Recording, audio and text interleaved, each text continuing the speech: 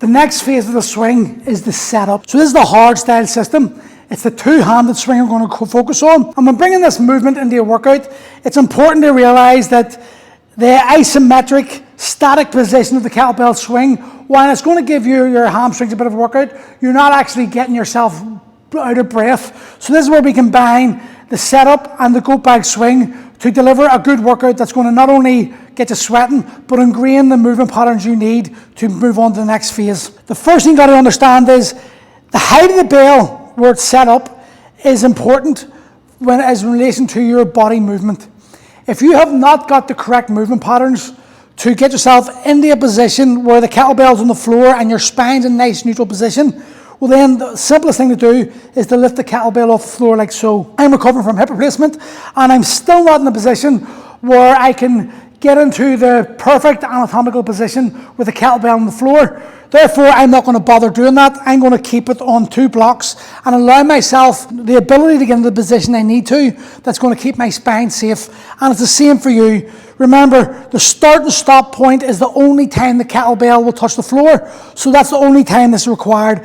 Everything else in between, it doesn't matter what height the bell's on the floor, it's going to hit the same spot every single time. So a step over the kettlebell, so our legs, the inside of our calves are hitting the handles.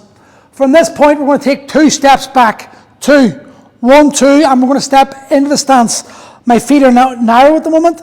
I step once, I step twice, and I'm now in that kettlebell position with my feet slightly wide hip width apart, hinging back, my fingertips on the bell. And you can see because the bell's raised up, this position is perfect for me.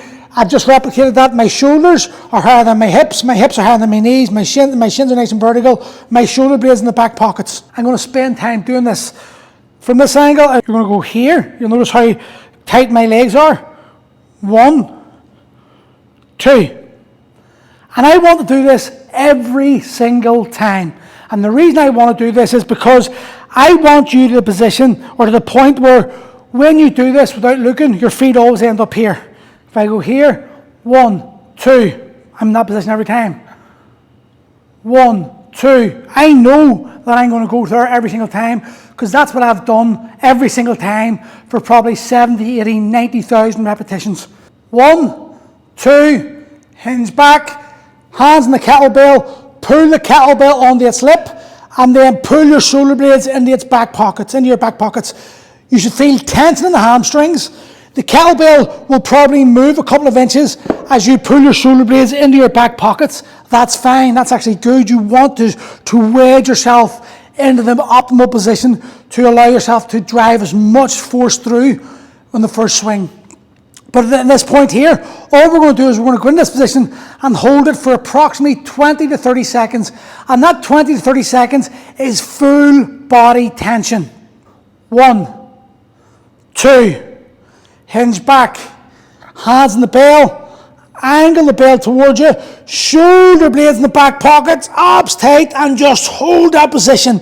Really push your butt back, feel the contraction in your hamstrings, hold that for 20 to 30 seconds, stand up, shake your legs out, shake your arms out, it's called fast loose.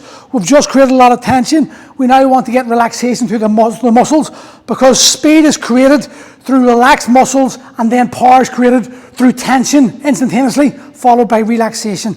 And you'll see that in the kettlebell swing when I come to do it. As soon as we've done that 20, 30 seconds, we shake ourselves out for about 10 seconds. We get the kettlebell and we hold it by the horns, put it into the base of our belly, and now we're going to do 20 goat bag swings. Abs tight.